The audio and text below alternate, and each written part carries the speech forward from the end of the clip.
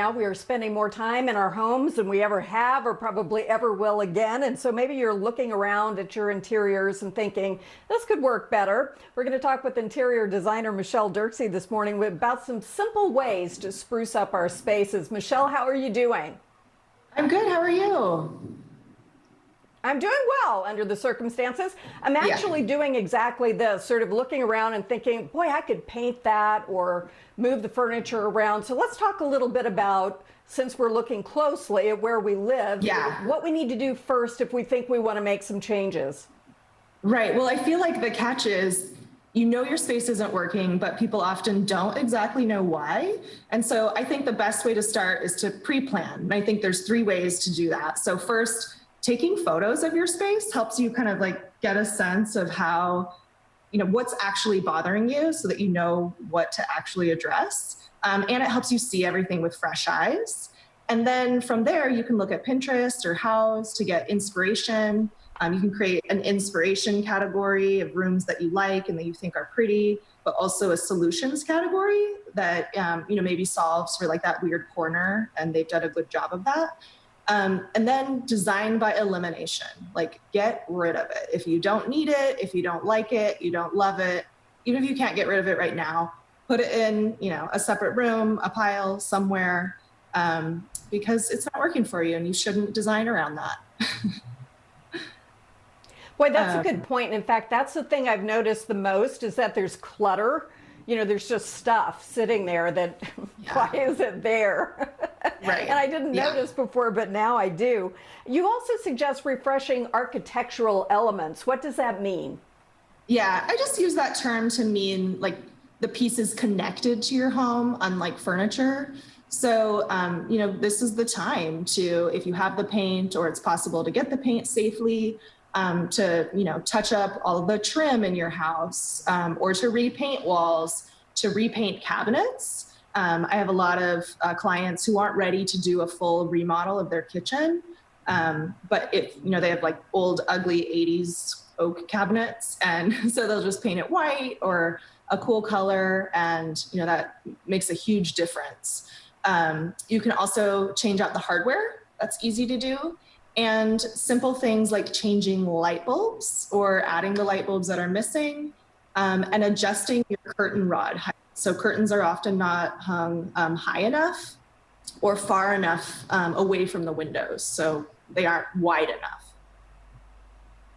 In that case, you don't even have to buy anything. Exactly. Yeah, that's what I love about it. So it's great. And certainly you can, I think we can still get paint. I mean, we can look at colors online and order paint. And I think some stores are open. So, well, oops, I just touched my face. Don't touch your face. I'll go wash my hands here in a minute. So let's talk about furniture layout. I have a friend who says her husband is moving the furniture all day long, but it's kind of fun. You don't generally have time to do that. You could, you know, just take some time to experiment. Yeah, I mean, I think that's something you can do. You can go back and look at your 2 categories of inspiration for style, but also of solutions, and look at the rooms that you like. What are the furniture layouts in those? And give it a shot. You know, you have nothing to lose. It's free. You have the time, hopefully.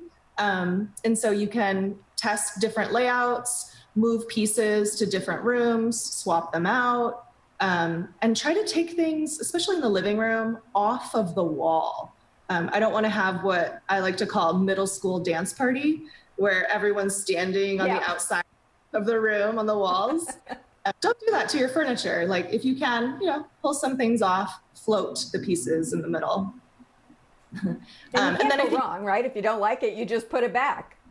Exactly, yeah. And if you take off all of your artwork, that will help you to, again, have fresh eyes, because you won't be influenced by, well, that art piece is there, I have to put a thing underneath it. Like, the art pieces might go back to the same location, you know, where you took them off, but just take them off, set them aside so that you can, you know, maybe you re-accessorize and move the locations of your artwork in addition to the furniture.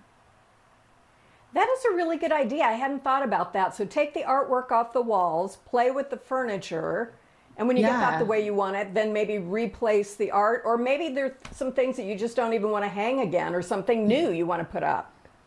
Yeah, and I think like that's the next step, is to, after you have your furniture in place, rehang your art or put it back where it was.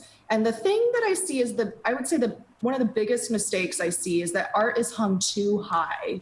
And I look at art and accessories as, it's like, it needs to be in relationship to the furniture piece below it. So they'll hang it too high above the dresser or too high above, the credenza or the sofa. And so then it's just a weird thing floating arbitrarily instead of it, a nice vignette with the piece below it. So when you're... That's a good point. Yeah. We see that on Pinterest a lot, and I know we've talked about gallery walls in the past too, so this is kind of a good time to look on Pinterest, or YouTube has a how-to for anything, and figure out a way to repurpose some of the stuff that we have. Because I tried a gallery wall without Pinterest, and that did not go well, let me just tell you that. There was a lot of spackling that had to happen. Yeah. So that I could fix that. Let's talk about accessories. That's another thing that we often have a whole bunch of stuff. It's just a question of where we put it. Yeah, I think people don't realize how much stuff they have. I've actually been doing virtual interior design consultations in exchange for people who donate to COVID-related charities. And so I've actually been able to do a lot of re-accessorizing with clients, well, not clients, but guests, I guess you would say, virtually. And so, yeah, what I'll do is I'll have them pull everything. They don't realize that they have, 20 accessories that are part of a collection. And so if you pull everything into one central location, again, you're not influenced by where it used to be, and you can look at it with fresh eyes. It doesn't cost any money. You don't have to go to a store. And then you can see what you're working with, categorize it, put all like things together. And then you can see, what do I really love here? What am I not highlighting? And then you can, place your favorite things in your favorite rooms, in your favorite locations, and you can just keep, until you're all done, keep adding it to the different spots around your house. That's a great idea. I think there are lots of things that we have, maybe just sitting there because they've always been there, or something in the garage or in a closet. If we get it all in one place, we can kind of eyeball it and see what needs to happen. So you're one of the small business owners, obviously affected during this pandemic. How's it been for you? Yeah, well, first let me say the reason I'm in my office right now is I moved during all of this. So I'm getting a new roof today because it's essential to have a roof that doesn't leak. So yeah, it's been, I feel really fortunate that, one, we have work still. I'm able to keep my team busy full time. I really love my team. I sent everyone home when the tech giants sent everyone home. So they literally packed up their desktops and took them home. And, we've been working via the cloud, and thankfully we were set up that way already. So work is getting done. It's just a little different. It is. It's a little different, but we'll adapt and overcome, as they say. We have to. Thanks, Michelle. We really appreciate it. Thank you. Coming up next, we'll talk about how